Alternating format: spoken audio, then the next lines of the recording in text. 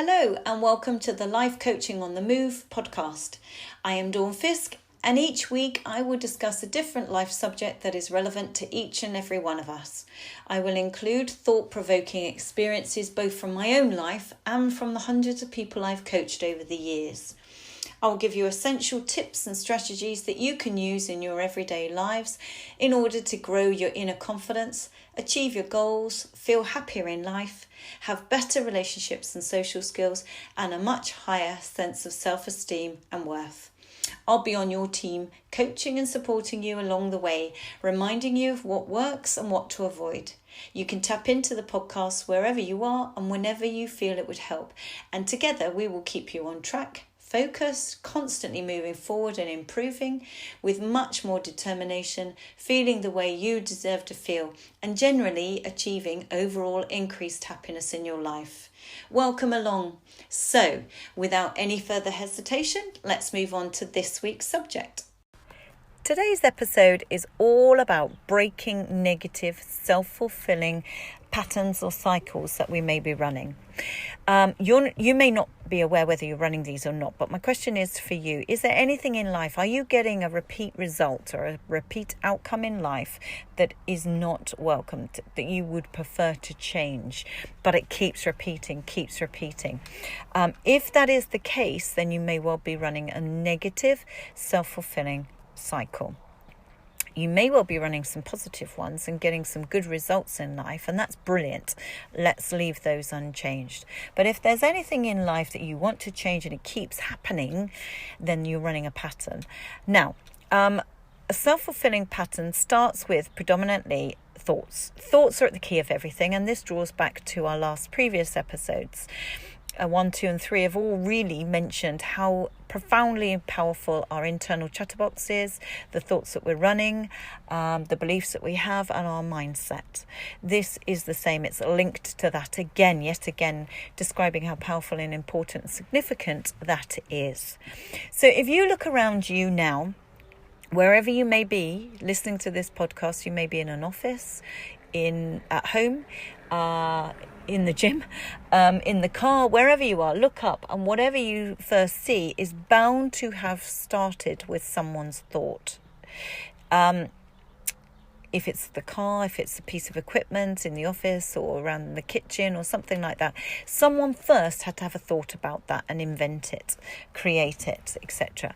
Me doing these podcasts started with a thought. You listening to these podcasts started with a thought. And so on and so on. So thoughts are at the bottom, at the base or the foundation of every single thing we do. It starts with a thought. Now, our thoughts directly affect how we are feeling in life. If we are running good, helpful, empowering, supportive, encouraging thoughts, that's going to affect how we feel. We're going to feel good, we're going to feel bold, courageous, self-belief, etc.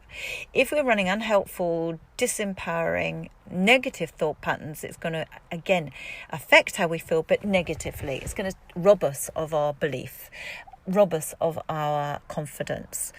It's probably going to hold us back and prevent us from trying something in the first place. Or if we do, it will affect how we approach it, so on and so forth. We've spoken about this. And so our thoughts directly affect how we feel. And how we feel then shapes our ability to perform a task, and certainly our willingness to perform a task, but our ability and our performance. And our performance then has a knock-on effect and influences the outcome. So what we're thinking affects how we feel, which affects how we do something, and how we do something then has an impact and an effect on the outcome or the result. And the result that we get then reinforces our original thought. So it's a pattern. So if you see it as a clock face, if you see it as a cycle on a piece of paper, like a clock face, at the top of the clock, at 12 o'clock it says thoughts. At 3 o'clock we say the words feeling. At 6 o'clock, we write the words physical performance, and at 9 o'clock, the words outcome. So if you actually want to write that down, then do. And it's going round anti-clockwise. Each one has a knock-on effect to the other. So Importantly, if you're having a negative thought, it affects how you feel negatively. Your negative feelings then impact on your ability or your physical performance on that task. That then detrimentally affects your result that you're getting, and that reinforces your original negative thought. Now, I'm talking lots of theory here and garbage, and you haven't drawn it and you haven't got pen and paper, and it's all not happening at all at the moment, potentially. So let this come alive for you, and I will do that by giving you an example. Let me tell you a generic example that I give audiences regularly, and then the penny drops and it all suddenly becomes, I get this and I relate to this, and this is potentially what I'm doing in XYZ scenarios. So stick with me for a second. Imagine now that there are two candidates going for the same job, candidate A and B. And they each apply for the job. And on paper, they're identical. Their CVs are identical. They've got the same qualifications and the same work experience, and they bring to the table the same thing. Between the two candidates, there's nothing really. Very difficult choice to make. However, they both apply for the job, and each of them in turn get a brief through in the post explaining about their interview. They're invited for their interview time and date. And the brief explains you will be interviewed by a panel of 4 people for 45 minutes. Then you will be required to do a 15-minute presentation to those 4 people, whereby you need to explain how and what you will do should you be successful in this role. So that's the brief. Now, candidate A opens that brief and goes to pieces, and starts thinking and saying in their head things like, oh my word, it's a panel of 4. I've never ever done that. I'm rubbish at interviews at the best of times. I hate interviews. And I've only ever been interviewed by one person at a time, and I'm rubbish at that. And this is 4 of them, and they're going to all be sat there looking at me like a firing squad. I won't know which one to look at and which one to answer, and all the eyes will be on me, and it's going to be horrible, and I'm going to mess it up, and it's going to be a disaster.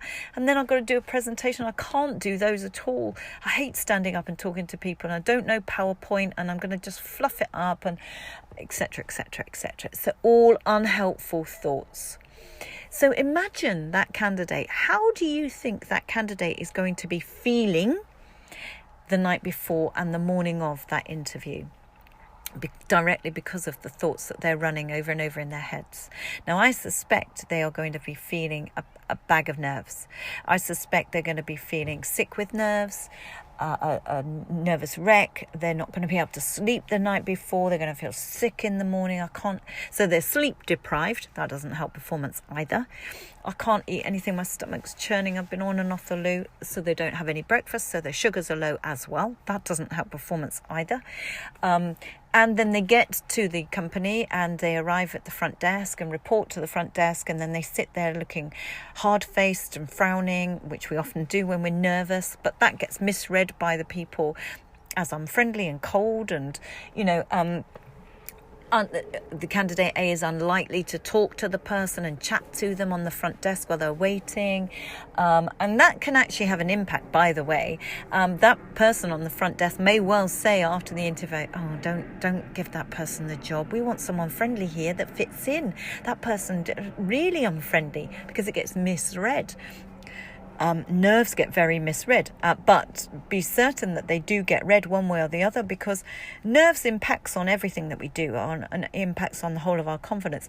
So even if we manage to hide the shaky hands or the shaky knees, it will still come across. We will still be lacking in confidence because of our nerves, because of what we're saying in our head, through other ways, such as our body language, such as our eye contact, such as the willingness or not to smile and have a nice friendly face, such as the language that we use, because lacking in confidence people often use lacking confidence words such as, well, I'm quite good at this, and I sometimes do that, and yeah, I'm okay at this, and quite, and probably, and maybe, and a bit, and we use diluting words, and that gets across to the fore on the interview. Whereas, in complete contrast, candidate B now opens the same brief, and also is nervous and says, oh my word, gosh, it's an interview in front of 4 people. I've never done that before. That's scary. It's okay though. I've just got to stay calm first. And I'm sure what I'll do is sit down and write some examples out.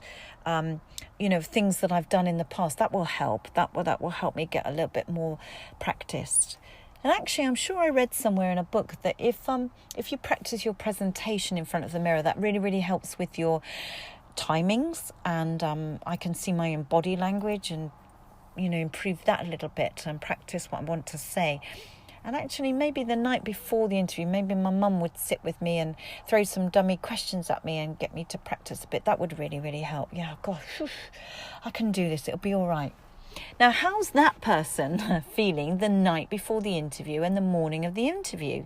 Well, we know that there's a little bit of nerves, but a little bit of nerves is actually quite helpful for performance. There's a little bit of adrenaline there and it can help. It's just we don't want disabling nerves like candidate A. Candidate B is also much more likely to feel more rehearsed now, more prepared now. They're managing their state. They're throwing in strategies to help themselves. They're giving themselves a little bit more encouragement and calming self-talk. So they're likely to get some sleep. So they're going to be a far less sleep deprived than candidate A. They may not get the best night's sleep, but they will get some sleep. They're on top of it. They're managing everything. They're really helping themselves. They may wake up with a bit of a jittery stomach in the morning, but they're the type of person that, oh gosh, my tummy's going a bit. I'll have toast and tea. That will help. So they're throwing in strategies to help themselves. Much better. All because of what they're thinking, what they're saying in their head is therefore impacting how they feel. And in fact, by the time the interview comes by now, they may feel really ready, maybe excited. I'm going to get this. This has got my name on it. I'm determined to show them what I can do. Bring it on. That's the type of thing they're likely to be saying now because of their thoughts. So they turn up at reception for the interview, and they're much more likely to be more smilier, more chattier even. They may well chat to the person on the front desk. And by the way, that has a good influence for two reasons now. First, they're not in their own heads feeding it all these negative thoughts of, God, I'm going to mess this up. I can't wait for this to be over. I feel sick, etc. Like candidate A. Instead, they're more likely to be chatting to the person on the front desk, saying things like, I don't know, oh, I read on your website you've got a gym here. Is it nice? And talking to them. So that is doing is actually stopping them being in their own heads, feeding negative self-doubting thoughts and increasing the negative feelings and having a negative impact on their performance. Instead, they're talking outwardly. You can't be doing the two things in your brain at once.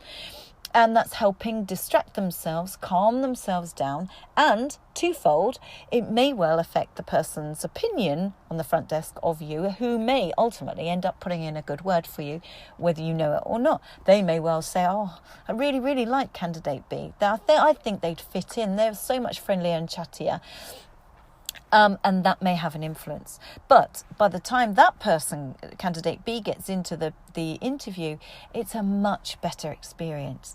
It's better for everybody concerned. If the first candidate is so nervous, everyone will pick it up and it will feel awkward and uncomfortable for all concerned. They will definitely know how that person's feeling, and it will negatively affect that person's performance, their presentation, so on and so on and so on, all negatively. Whereas candidate B is feeling much better, more determined, more confident, more on top of things, more managing themselves, more rehearsed, and they're likely to get into the interview and perform therefore much, much better. Their language is going to be better, their answer's going to be better, their body language will be stronger and more confident. Their whole voice tone, their nerves, their shaking hands, all of that will be much, much better and improved. Therefore, for even the interviewers, the panel of 4 interviewers, is going to be a much more enjoyable experience, a more relaxed experience, a more professional experience, and so on for all concerned. So let's go up to the next part of that clock face and the outcome. Who's more likely to get the role? Well, I strongly feel that candidate B is much more likely to get the job. So the outcome or the result is that candidate A is likely to get the rejection letter through the post or on the email in a few days saying, I'm terribly sorry. Many thanks for your time and for applying, and we wish you all the best in the future. Whereas candidate B is likely to get that we'd like to offer you the role and look forward to you joining us. Yes, that person's delighted, really pleased. And what significantly now happens is that reinforces their original thoughts. So the first candidate thinks and says, see, I can't do interviews. I'm rubbish at interviews. I told you I couldn't do interviews. And they repeat it again. So they apply for the next role, and unconsciously or subconsciously, without knowing, they repeat the same pattern. Oh no, it's a panel of 3, or this one's a half-day assessment. I can't do half-day. I've never done a half-day assessment. I'm going to mess this up. I'm going to be rubbish. So on and so on and so on. Does the same thinking patterns, affects their feelings and their performance, and gets the same result, is repeat. Whereas candidate B thinks, yay, applies for a new role in 3 or 4 years' time because they want promotion or they want to move on to a better company or climb the career ladder, applies for another role, and without knowing it, repeats that positive pattern. Oh my word, it's a half-day assessment, this one. I haven't done that before. Gosh, scary. I've just got to stay calm. I've just got to sit down. What I might do is write everything that I've been doing in my last role and all my achievements, and then I might practice it, so on and so on. So runs the same, repeat, and they're much more likely to get the result they want as an outcome. So if my question to you is there anything in life that you want to change, that you keep getting more of, that you don't want, but you don't know how to? I would suggest is fundamentally the underpinning part is the beliefs that you're running, the thoughts that you're saying in your head about it. Another example, just to back this up, is I had a one-to-one private client that came to me for coaching, for relationship coaching, and he was a youngish guy, and he came in and said, I need your help. I can't keep a relationship going. And I said, okay, well, tell me all about it. What's been happening? So we started work together. And through that work, it transpired that what had happened, a girl had come into his life. And he said to me, I just can't keep a relationship going beyond 7 months. We get to 7 months and they bin me. So I dug a little bit deeper and found out that, yes, this had happened. A girl who he'd really thought a lot of. He really thought this was the one and hoped it would, this was it for him.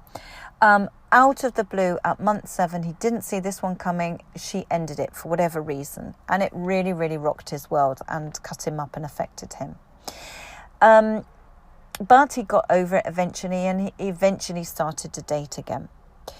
So what happened, what he didn't realise at the time, but we uncovered, was that at about month 5, he began to think to himself, this is going quite well, quite like her. I hope she doesn't do what the last one did. I hope that doesn't happen again. I hope I don't get hurt. I don't think I could cope with that again. God, please don't let that happen again, etc., etc. And that affected how he felt. He started to get wary, get nervous, feel vulnerable, feel uncomfortable. And that in turn affected what he did, his physical performance. So actually what he did subconsciously was take his foot off the gas a little bit to protect himself. So what he started to do, where he'd always been, regularly texting her, they would have good texting going on. He would reply very quickly, etc.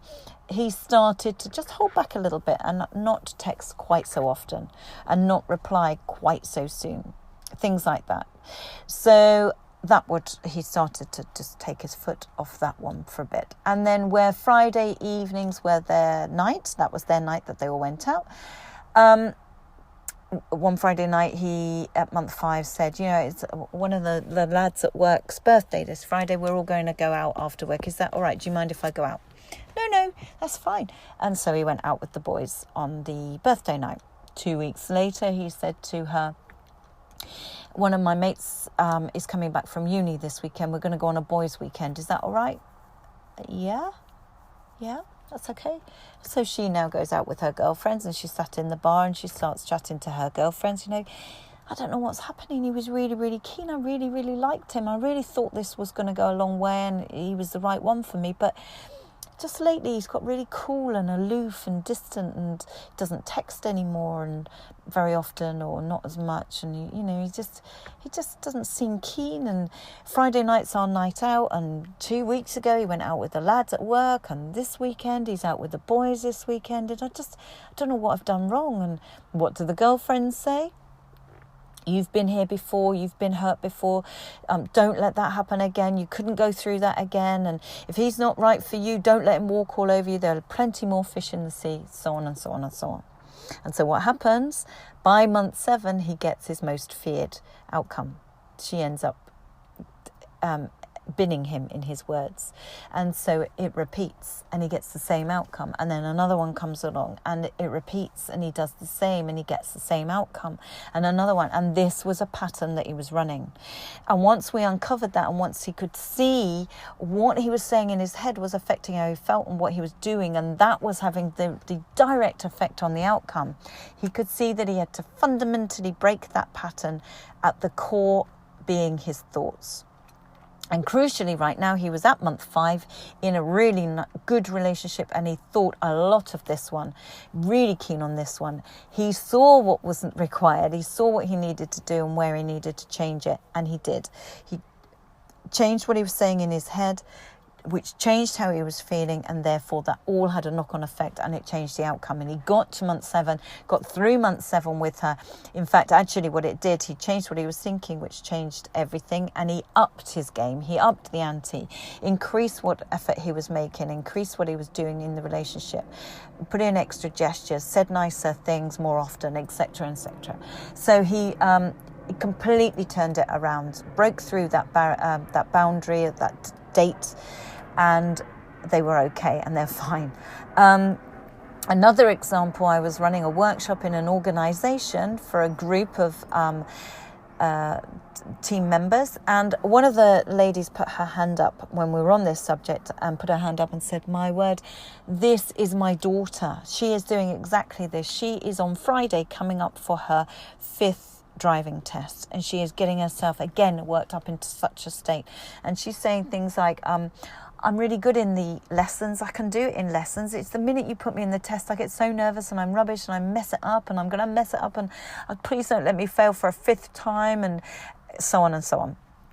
And so I suggested that the mum went home and told her all about this, and got her to fundamentally change what she was saying in her head. And remember from the last episodes, it doesn't matter if your subconscious doesn't believe you, because our subconscious doesn't question us. It just hears what we tell it, and it gives us more of that. So she just needed to change what she was saying in her head, which would then change how she felt. So I went back a week or so later to do another workshop there, and I saw the mum, and her daughter had passed. Not because she had changed instructor or had any more lessons or done anything different at all, except she had changed what she said in her head. And her mum told me that she said things instead straight away without believing them. She kept repeating and repeating things like, I'm going to pass my test on Friday, I can't wait, and I'm going to come straight back home as soon as I've passed, and coming straight back home and tearing off my L plates off my car and getting rid of them. I'm going to rip them up and put them in the bin. I can't wait. And I've got myself the green P signs that I'm going to stick on my car. Can't wait to do that. And then I'm driving my mum into town, parking in such and such car park, and I'm taking her to her favourite coffee shop and treating her to her favourite cake and coffee as a big thank you for all her support. And then in the evening, I'm driving all my friends into town, and I'm going to be the designated driver, and I'm going to stick on Diet Coke all evening, and they can celebrate for me, and I'm going to drive them home and be the driver, etc., etc. And this is what she ran in her head over and over again. And it changed how she felt. By the way, when you're a bundle of nerves like that, it tenses all your muscles up. They become shaky, tense, etc. You can't physically drive well when you're like that. You're too tense. And same with other things, presentations and, all sorts of things that you might get nervous about. It can physically affect you. So, again, it physically affected her performance. Once she was excited and she changed the reality, changed her belief, and changed how she felt about it, it changed her ability, her physical ability to perform that task. And therefore, she changed the results. So my key takeaway for you is, if you're getting results that you do not want and are unhelpful and they repeat, then you are running one of these patterns and they are breakable. So don't get disheartened. You can change it for sure. Just say different things that your fundamental chatterbox in your head says. Change them. Throw everything you can at that. Keep saying it over and over again while you're in the shower, while you're brushing your teeth, while you're walking the dog, while you're stuck in traffic, by yourself in the car. Say loads of helpful things in your head. Keep changing it immediately, and change how you feel about it. That will change your performance and ultimately change your results. So I just want now to thank you so much for spending the time with me on this podcast, for choosing this podcast above all other podcasts, for investing the time in listening and trying out the actions in between. I genuinely feel privileged that you're here. I really sincerely hope all of the tips and techniques are helping you. I also wanted in return to ask a tiny favour, if you get a second. Either, if this has been helpful or any of them have been helpful to you, please would you share them on your social media, because it may well be that some of your friends or loved ones are struggling with confidence or self-belief or repeat patterns or whatever topic we cover in these podcasts, and there are many more to come. They may well be privately, quietly struggling. And mental health and confidence is such a big thing at the moment for youngsters and adults alike. I work with all ages and I know it, I see it on a daily basis. But I equally see how transforming these techniques can be and how life-changing, and I do not apologise for saying that, they genuinely can and are life-changing, and I would love other people to benefit as a result. So please share it on your social media, or better still as well, rate and review the podcast wherever you're listening to it, on Spotify or Google Podcasts or wherever, Apple Podcasts. Please rate and review it, because that increases the chances through the algorithms or whatever they do of other people finding this, who you may not know them, but they may be really struggling in life at the moment, and this may give them the techniques that they need, some hope that they need, and so on. So please, if you wouldn't mind, that would be a massive help. Thank you so much. If you want to drop me a line, by the way, you're very welcome to email me with a question or with a topic that you would like covered. Then email me at dawn@milestone-coaching.co.uk. I'll say that again, dawn@milestone-coaching.co.uk to email me. If you want to find out loads more information about free workshops that I run on goal setting sometimes, on confidence at other times, and some stress management workshops, all for free, then look at the website www.milestone-coaching.co.uk. There are loads of things on there. You can follow my blog, you can join my confidence group on Facebook, you can see the free workshops, or you can see the services that I offer to you, the public, or to organisations that you may work for. Training workshops, speaker events, guest speaker events, and private one-to-one coaching. If you feel that would be of interest to you, then don't feel geography is an issue. It isn't. I do phone, Skype, or FaceTime coaching if you're not local to Hampshire. Or it may be something that you're interested in for a loved one, teenagers and above. Career coaching, weight loss, relationships, life generally, confidence, stress management, time management, conflict resolution. There are loads on there. So have a little browse through the website if you fancy it. If not, I'm really looking forward to talking to you again on next week's episode. Please subscribe, and they should just pop into your inbox if you have that facility. In the meantime, it's just, again, for me to repeat a massive heartfelt thank you, and to wish you a really happy, calm and confident week ahead. Try out the techniques we've covered today and in the last few podcasts, and I look forward to talking to you in a week's time.